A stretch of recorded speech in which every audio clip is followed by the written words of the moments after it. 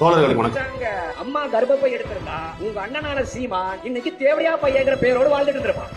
மனோஜ் தோழர் வந்துட்டு ஒரு மேடையில வந்து பாத்தீங்கன்னா சீமா அப்படின்னு சொல்லிட்டாரு. போன் போட்டு இது பண்றது, மிரட்டல் கொடுக்கறது, இதெல்லாம் அந்த மிரட்டலுக்கெல்லாம் வந்து மனோஜ் தோழர் அஞ்சலர் கிடையாது. மனோஜ் தோழர் நம்ம நேர்ல பார்த்திருக்கோம், அவர் கூட நம்ம பயணிச்சுட்டு இருக்கோம், நம்மளுக்கு தெரியும் மனோஜ் தோழர் யாருன்னு நமக்கு தெரியும். அதனால அவர் அதை அஞ்சறது கிடையாது.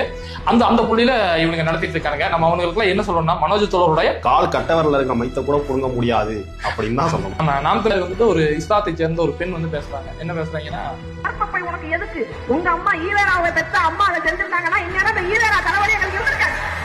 பெரியார், அதாவது பெரியார் வந்து எல்லாரையுமே கருப்பை எடுக்க சொன்னாரு. பெரியாருடைய அம்மா கருப்பை எடுத்திருந்தா இது பண்ணலாம் அப்படின்னு சொல்றாங்க. சரிங்களா?